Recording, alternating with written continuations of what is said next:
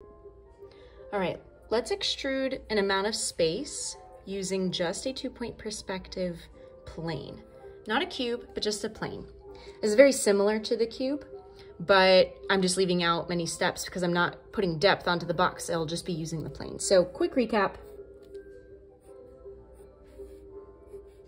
And when I say quick, I really do mean quick. I'm gonna start with a 2-point perspective box. And as you see me draw it, remember you've got your corner closest to you, you've got that edge closest to you. You start off with that Y that establishes those diagonal edges. Remember, these edges are gonna drop down with vertical edge lines, so straight vertical lines. And then to establish these bottom angles, to signify these edges that are going back in depth and space, they need to fan. So they can't be parallel to the edge that they correlate with. They need to hug up just a little bit. Less than parallel is a good way to think about it. Same principle applies to the top plane. So it's gonna look something like this, right? This edge, and this edge are all going to a vanishing point that's off screen. This edge, and this edge. They are also going to a vanishing point over here off screen. And that's why they can't be parallel. They need to look like they converge. And so they're less than parallel, they're fanning. I'm gonna focus on this top plane right here. Okay, so if I were to enlarge just that top plane, I'm gonna start with that dot of that corner closest to me. There we go. I'm not going to put that vertical drop down line for depth because I'm just working with the plane. I like to put dots in the corners so I know exactly where I'm stopping. And remember to fan. It needs to be less than parallel. Straight lines, very good. Clean that up a little bit. And I'll put the dot here in this corner. I've got a 2-point perspective, flat, lying down plane, right? Okay, so now I'm gonna extrude an amount of space over a mirroring line. Depending on what direction you want to extrude, that's gonna determine your mirroring line. If I want to extrude in this direction, then this becomes my mirroring line. If I want to extrude in this direction, then this becomes my mirroring line, and same for the other two sides. I am going to extrude this way. Now, in order to do that, you need to establish your mirroring line. I already mentioned that. So for my direction of extrusion, this will be my mirroring line. So let me make that guy a little bit bolder. And boop, boop, boop, boop, boop, boop, boop, boop, boop, boop. Okay, so we can see this. And in theory, visualize this with me. It's like we're going to be taking a page from a book and whoo, flipping it over like that, okay? Now we're drawing this in perspective accurately. So when we draw this amount of surface area space over here, in actuality, it will be the same amount of space here, but visually it will look a little bit smaller and a little bit different with its angles than this guy, right? Because we're drawing in perspective. So what you need to do is you need to determine the midpoint of your mirroring line in order for this to work. Okay, so I've got my corners there. How do you find the midpoint of your mirroring line? Well, you need to find the midpoint of this entire plane first. Straight lines. Connect the diagonal corners. That gives me the midpoint of my plane. Now from that midpoint of the plane with a fanning line, right? So this line I'm drawing, it's gonna correlate to this guy and this guy. Oh dear, that angle, incorrect.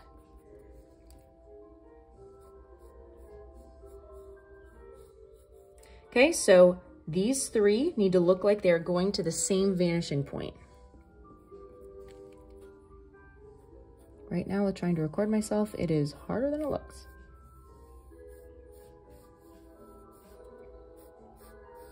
So this guy, this guy, this guy, and I think I still need to change that angle.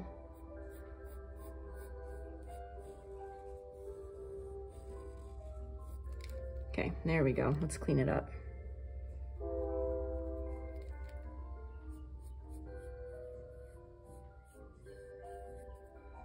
There we go. Okay, so what did I just establish? From the midpoint, I've now established where the middle is of my mirroring line. Right there, right? Make sure you get the angles right. That's why I was doing a lot of erasing.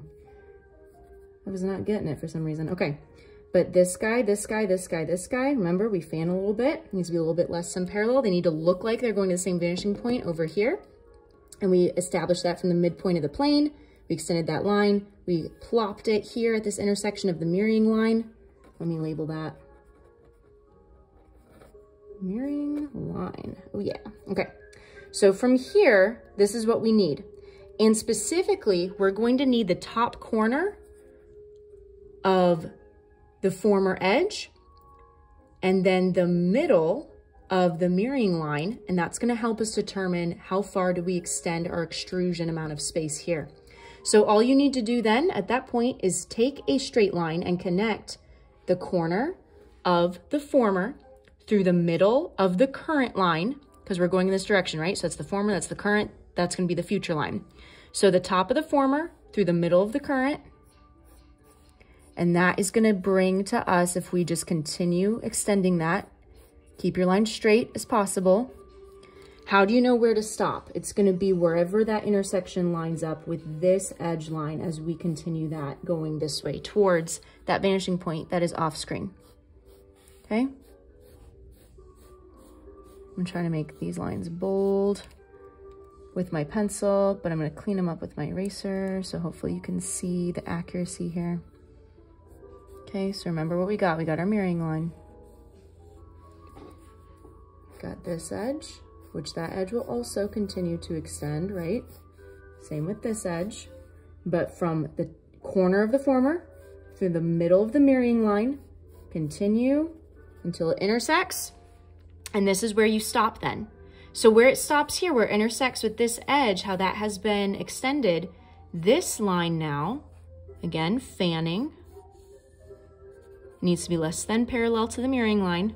You stop here where it intersects this back edge line, just like this.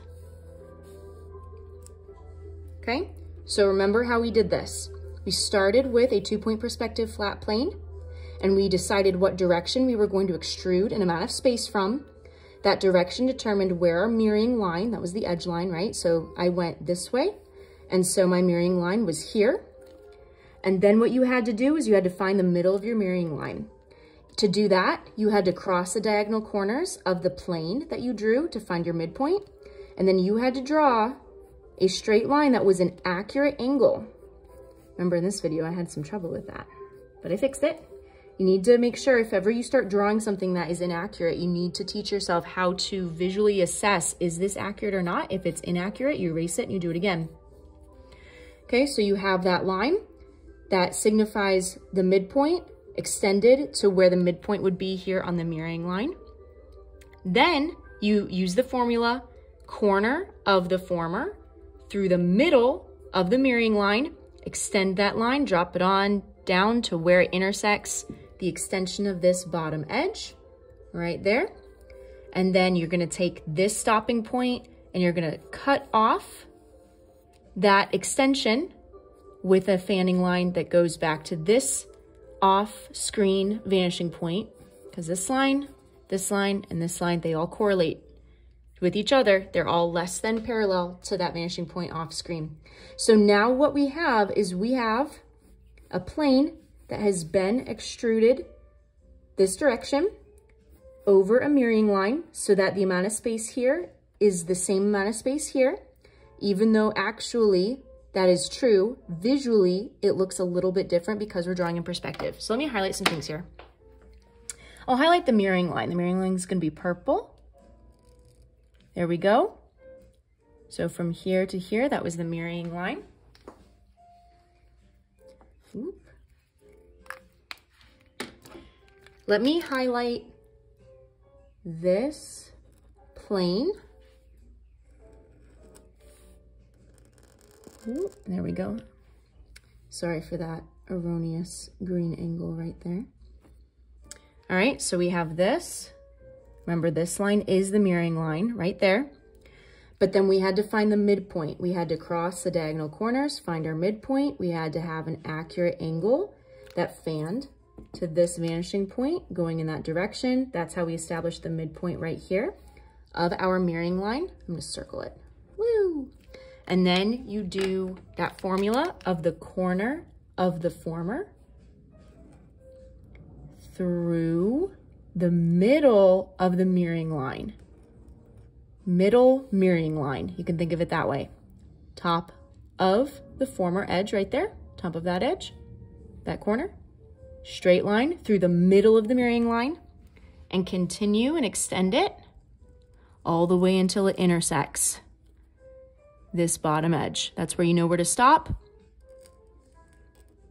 And then make sure that you continue that stopping of the extrusion by taking that angle line and fanning it. So again, a straight line. It's going to correlate to your mirroring line. It's going to correlate to this guy, but it needs to fan.